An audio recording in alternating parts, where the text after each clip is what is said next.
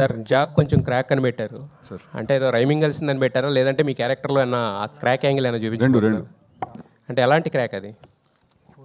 అది ఒక క్రాక్ అండి. అది ఇంకా అది సినిమా చూడాలి, అది అర్థం కావాలంటే. ఒక అంటే టు బి ఆనెస్ట్ కొంచెం క్రాక్ అని మనం పెట్టాం, కానీ దాని ఇది ప్రతి మనిషిలో ఒక భాస్కర్ గారు అంటే నేను చాలా నచ్చిన పాయింట్ ఏంటంటే ఈ సినిమాలో ప్రతి మనిషి లైఫ్లో ఏదో చేయాలనుకుంటాడు కదా, ప్రతి ఒక్కరికి ఒక గోల్ ఉంటుంది, ఏదో చేయాలనుకుంటారు అందరూ. కాకపోతే ఏ పని చేస్తున్నాం అనే దానికంటే అంతే ఈక్వల్ ఇంపార్టెంట్ ఆ పని మనం ఎలా చేస్తున్నామని, రైట్? అది మనలో నుంచి మన ఇన్స్టింక్ట్, మన ఇంట్యూషన్ మనకు ఒకటి చెప్తుంది, నేను ఈ పని అయితే ఇలా చేస్తానని చెప్పి. ఇప్పుడు నేను చాలామంది డైరెక్షన్ డిపార్ట్మెంట్లో వర్క్ చేయకుండానే, లేకపోతే ఎక్కడ డైరెక్షన్ ఫిల్మ్ మేకింగ్ నేర్చుకోకుండానే వచ్చి సినిమాలు తీస్తారు. మరి వాళ్ళు ఏ రూల్ ప్రకారం తీశారు సినిమా? వాళ్ళ పద్ధతిలో తీశారు, వాళ్ళ సొంత పద్ధతిలో తీశారు సినిమా. సో ఒక పని ఏ పని చేస్తున్నాం అనే దాంతోపాటు ఈక్వల్ ఇంపార్టెంట్ ఆ పని ఎలా చేస్తున్నాం అని. సో ఎవరైనా ఇప్పుడు బయటకు వచ్చి మన దగ్గర నేను ఇలా ఎందుకు చేయాలి, ఇలా చేస్తాను, నాకైతే ఇలా చేయాలనిపిస్తుంది అంటే వాడు క్రాక్ అంటాం మనం వాడిని. సో అందుకే జాక్ క్రాక్ అనమాట. ఇప్పుడు టిల్లు స్క్వేర్ తోటి టిల్లు తోటి యాక్చువల్గా మీకంటూ ఒక ఈ చేరు ఇట్లా పెట్టుకోవాలి అర్థం కావట్లేదు, ఇట్లా కూర్చోవాలి అర్థం కావట్లేదు. చెప్పండి. టిల్లు స్క్వేర్ తోటి మీకంటూ అంటే మీ రైటింగ్ అప్లో మీ క్యారెక్టర్ ఎలా ఉండాలనేది ఫోటో చేసుకున్నారు, వాటితో బ్లాక్ బస్టర్స్ అందుకున్నారు. ఇప్పుడు టిల్లు క్యూబ్ అందవే కదా. సో అంటే మరి ఇది టోటల్గా భాస్కర్ గారు రైటింగ్ కదా. సో మరి దీంట్లో మీ ఇన్పుట్స్ ఏమైనా ఉన్నాయా, లేదంటే what attracts you to mean to అంటే ఈ సినిమా యాక్సెప్ట్ చేయడానికి మెయిన్ రీజన్ ఏంటి? అదేనండి, యాక్సెప్ట్ చేయడానికి నేను ఇందాక మీకు చెప్పిన పాయింట్, ఆయన చెప్పిన క్యారెక్టరైజేషన్. ఇప్పుడు అదే క్యారెక్టరైజేషన్ని మనం తీసుకెళ్ళి ఒక చాలా పెద్ద కథలో పెడితే ఎలా ఉండబోతుంది అనేదే ఈ సినిమా. అంటే ఇన్పుట్స్ అంటే డెఫినెట్గా నేను కూడా రైటర్నే కాబట్టి నాకు అనిపించిన థాట్స్ అవన్నీ కూడా నేను చెప్తాను. అండ్ ఆన్ సెట్ ఇంప్రవైజేషన్స్ అవన్నీ జరిగాయి. బట్ ఒరిజినల్గా ఇది భాస్కర్ గారి ఐడియా, ఆయన రాసిన ఇది. I not written this film, but definitely lot of inputs and lot of improvisations. ఇప్పుడు ఫర్ ఎగ్జాంపుల్ మొన్న వచ్చిన టీజర్లో లైఫ్ అంతా గుర్తుండిపోవాలి, ముద్దు పెట్టుకోవాలంటే అట్లా గుర్తుపెట్టుకోవాలంటే ఒకసారి ఓ రూమ్కి వెళ్ళి పోలీసులు దొరికితే లైఫ్ అంతా గుర్తుంటాను. ఇలాంటి చిన్న చిన్న ఇంప్రవైజేషన్స్ నా స్టైల్లో కొంచెం ఎక్స్పెక్ట్ చేస్తారు కాబట్టి చేశాను.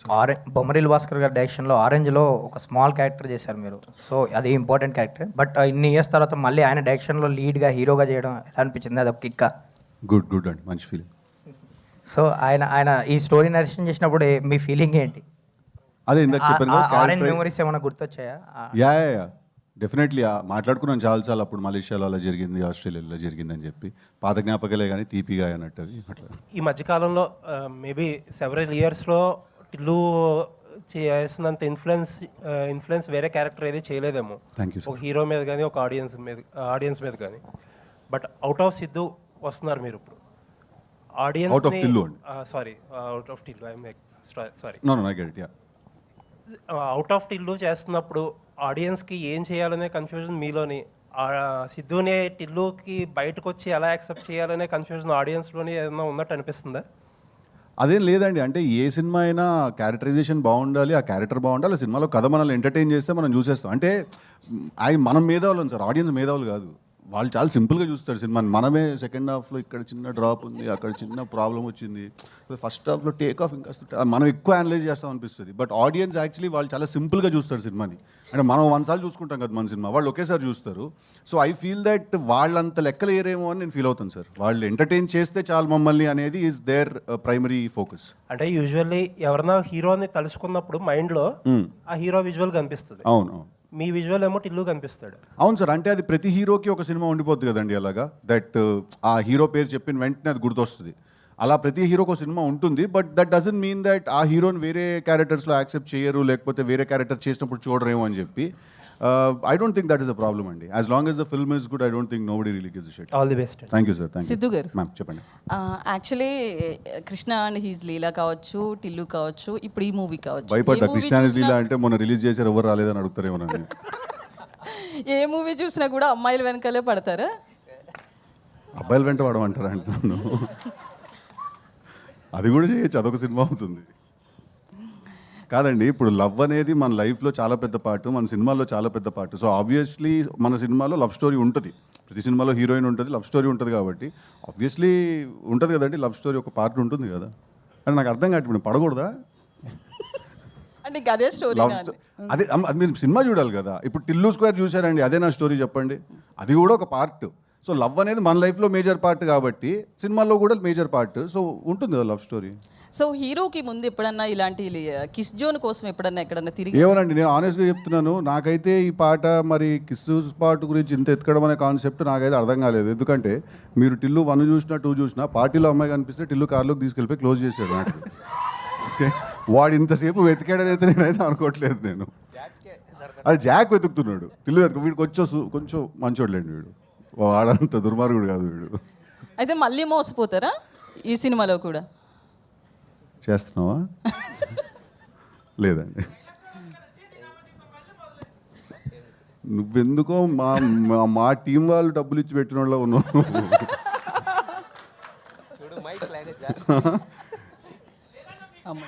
థ్యాంక్ యూ రా. అరే టిల్లు టీ షర్ట్ వేసుకుని వచ్చావు, థ్యాంక్ యూ వెరీ మచ్. ఓహో, సితారా వాళ్ళు పంపించారా? టెంప్లెట్ బ్రేకింగ్ క్యారెక్టరైజేషన్స్ కానీ టెంప్లెట్ బ్రేకింగ్ రైటింగ్ కానీ మీ సినిమాల్లో చూస్తుంటా. అంటే మీ యూఎస్బీ అదే, ఫస్ట్ నుంచి మిమ్మల్ని బాగా ఇష్టపడటానికి కారణం అదే. ఈ విషయానికి జాక్ విషయానికి వచ్చేసరికల్లా టెంప్లెట్ బ్రేకింగ్ ఏం జరిగింది? ఏం జరగలేదండి, టెంప్లెట్లోనే ఉంటుందా? టెంప్లెట్లో ఉంటుంది సినిమా, కానీ it is that film that every one can watch. మీరు ఎలా అట్రాక్ట్ అయ్యారు? అంటే మీకు యూజువల్గా ఉండే స్టోరీస్ కంటే కొంచెం ఆ క్యారెక్టరైజేషన్ అండి నాకు అదే చాలా ఇంట్రెస్టింగ్ అనిపించింది. అంటే ఒక పని చేయడం ఇంపార్టెంట్, కానీ ఆ పని ఎలా చేయడం అనేది కూడా చాలా ఇంపార్టెంట్. ఎందుకంటే మనకు ఒక పద్ధతి ఉంటుంది, మనకి ఇన్స్టింక్ట్ ఒకటి చెప్తూ ఉంటుంది, ఓకే ఇది ఇలా చేయాలి, ఇది ఇలా చేస్తే వర్కౌట్ అవుతుందని. బట్ ప్రపంచం అంతా అది అలాగా ఇలా చేయాలని చెప్తూ ఉంటారు. సో ఆ క్యారెక్టరైజేషన్ చాలా ఇంపార్టెంట్. మీకు చేంజ్ ఓవర్ ఎంత చేంజ్ ఓవర్గా ఉంటుంది క్యారెక్టర్? యాక్చువల్లీ నాకు చేంజ్ ఓవర్ కన్నా కూడా నాకు రెస్పాన్సిబిలిటీ తక్కువ ఉంది సార్ ఈ సినిమాలో. ఎందుకంటే భాస్కర్ గారు రైటింగ్ అండ్ ఆయన story is the major highlight of the film. నేను ఒక క్యారెక్టర్ని ఈ సినిమాలో. టిల్లుకున్నంత రెస్పాన్సిబిలిటీ నాకు లేదు. ఎందుకంటే టిల్లు ఏంటంటే ఏ ఉండదు, వాడి నుంచి నవ్విస్తాడు చూడండి అన్నట్టు ఉంటుంది. సో అది నాకు చాలా స్ట్రెస్. 1 hour 45 minutes నేను నవ్వించాలనే స్ట్రెస్ నాకు ఉండింది. బట్ ఈ సినిమాకి అలా కాదండి, ఎంటర్టైన్ చేస్తూనే ఉంటాను, but at the same time there is a very big story that is happening. ఆరెంజ్లో ఆల్రెడీ బొమ్మలు భాస్కర్ గారితో చేయడం జరిగింది. దాంట్లో చరణ్ గారితో కూడా కాంబినేషన్ చేశారు. మళ్ళీ చరణ్ గారితో ఏమైనా చేయాలి అనుకుంటే మల్టీ స్టార్, ఎందుకంటే ఇప్పుడు ఉన్న హీరోస్ అందరూ కూడా మల్టీ స్టార్ గారు చేస్తున్నారు పెద్ద పాన్ ఇండియన్ లెవెల్లో. సో మీరేమైనా అవకాశం ఉంటే మళ్ళీ చరణ్ గారితో కలిసి definitely would love to work with him always and he's a sweet heart and whenever I've met him I've had great experiences. So definitely కలిసి వర్క్ చేసే అవకాశం వస్తే it will be really really cool. Actually చెప్పాలంటే భాస్కర్ గారికి ఇప్పుడు success rate లేదు.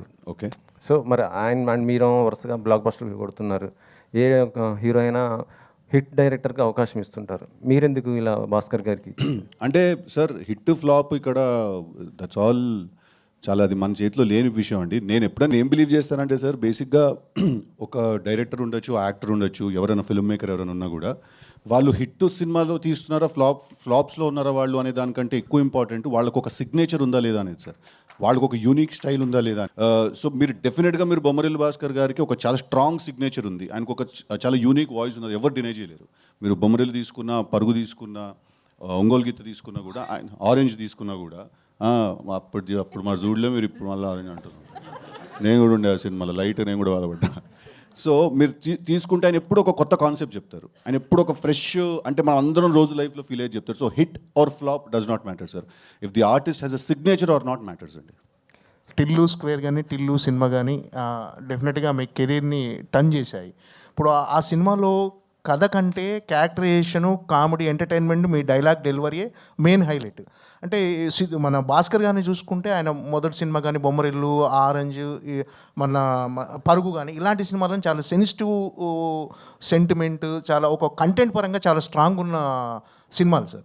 So ఈ సినిమాలు అంటే ఈ సినిమాలతో మీ గత సినిమాలతో పోల్చుకుంటే ఈ సినిమాలో కంటెంట్ ఎలా ఉండబోతుంది? మీరు భాస్కర్ గారి స్టైల్కి అడాప్ట్ అయ్యారా, మీ స్టైల్కి భాస్కర్ గారు వచ్చారా? డెఫినెట్లీ భాస్కర్ గారి స్టైల్కి నేను అడాప్ట్ అయ్యానండి. ఎందుకంటే ఒక సినిమా తీసే బ్రెయిన్ ఒకటి ఉంటుంది, ఆ బ్రెయిన్లో నడుస్తుందే సినిమా. ఆబ్వియస్లీ ఇంప్రవైజేషన్స్ అవన్నీ జరుగుతాయి. అంటే సార్ ఇప్పుడు కొన్ని సినిమాలు క్యారెక్టర్ డ్రివెన్ ఉంటాయి సార్, కొన్ని సినిమాలు ప్లాట్ డ్రివెన్ ఉంటాయి, కొన్ని సినిమాలు ఈవెంట్ డ్రివెన్ ఉంటాయి. ఇది ప్లాట్ డ్రివెన్ ఫిల్మ్ అండి ఇది. బట్ జాక్ అనేవాడి చుట్టూ ఏం జరుగుతుంది, జాక్ అనేవాడు ఒక సిచ్యువేషన్లోకి ఎలా వెళ్ళి పడుతున్నాడు, అది that is how the film unfolds. అంటే మీకు ఈ టిల్లు స్క్వేర్ కానీ డీజే టిల్లు ఈ సినిమాల ద్వారా వచ్చిన ఒక ఇమేజ్ను నిలుపుకోవటానికి డెఫినెట్గా ఎన్నో ఏళ్ళ స్ట్రగుల్ తర్వాత వచ్చింది ఒక బ్రేక్.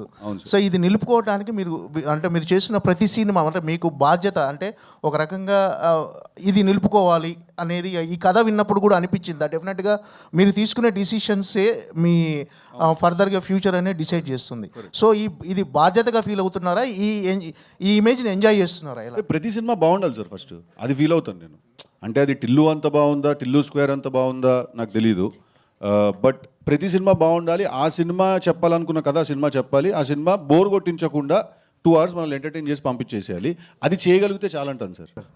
అందుకు కారణం ఏంటంటే ఇద్దరు, ఒకరు హైదరాబాద్, ఒకరు సికింద్రాబాద్ టైప్ అన్నట్టు. సో ఓల్డ్ సిటీ, ఒకరు న్యూ సిటీ టైప్లో. సో ఇద్దరు కాంబినేషన్ ఎలా ఉండబోతుందో సో జాక్లో చూడబోతున్నామని అర్థమవుతుంది. సో నైస్ సాంగ్, చాలా బాగుంది. ఇప్పటివరకు కేవలం నెక్లెస్ రోడ్ మాత్రమే తెలుసు. ఈ పాట ద్వారా ఇంకా చాలా స్పాట్లు ఎత్తుకోవడానికి రెడీ అవుతున్నట్టున్నారు. సో చాలా కుర్రాళ్ళని చెడగొట్టడానికి సిద్ధు స్టార్ బాయ్ ఒకటి చాలు ఇండస్ట్రీలో. నేను చెడగొట్టాలా సార్? రైట్, వాళ్ళని చూసి మీరు ఇన్స్పైర్ అవుతారు, మిమ్మల్ని స్క్రీన్ మీద చూసి ఇంకో కొంతమంది ఇన్స్పైర్ అవ్వడానికి రెడీగా ఉన్నట్టున్నారు. గివ్ అండ్ టేక్ రిలేషన్షిప్ మాకు బాయ్స్కి. అంటే స్టార్ బాయ్ ఇమేజ్ ఒక కష్టపడి తీసుకొచ్చుకున్నారు. దాన్ని చూస్తే అర్థమవుతుంది ఏంటంటే సిద్ధు ఒకప్పుడు పవన్ కళ్యాణ్ గారు ఖుషీలో ఏదైతే ఆ క్యారెక్టరైజేషన్ ఏ విధంగా ఉంటుందో ఆ తర్వాత హీరోల్లో, సో ఆ తర్వాత మళ్ళీ మీరు కనబడుతున్నారు. సో ఎలా అనిపిస్తుంది అంటే మిమ్మల్ని మీరు డిజైన్ చేసుకోవడం ఒక్కొక్క సినిమాకి? బొమ్మరిల్ భాస్కర్ మిమ్మల్ని ఏ విధంగా చెక్కారో ఆయన చేతుల్లో మీ చేయి పెట్టడం ఎలా ఉంది? అసలు నేను చేసిన సినిమాల్లో ఇంత పొయిటిక్ డెప్త్ ఉందని మీరు ఇప్పుడు నా క్వశ్చన్లో నాకు అర్థమైంది. మీరు ఆయన ఎలా చెక్కారు, మీరు మీ చేతిని ఆయన చేతిలో ఎలా పెట్టారు? అసలు ఈ క్వశ్చన్కి ఆన్సర్ అవసరం లేదు, అంత బ్యూటిఫుల్ క్వశ్చన్ ఇది. అంటే సార్ మీరు చాలా అడిగారండి, నేను సమాధానం చెప్పాను, నాకు అర్థం కావట్లేదు. మీ బేసిక్ సార్ కోర్ క్వశ్చన్ వస్తారు మళ్ళీ నా కోసం. ఒకప్పుడు కళ్యాణ్ గారిని చూస్తే రైట్ సార్, అది థ్యాంక్ యూ అండి.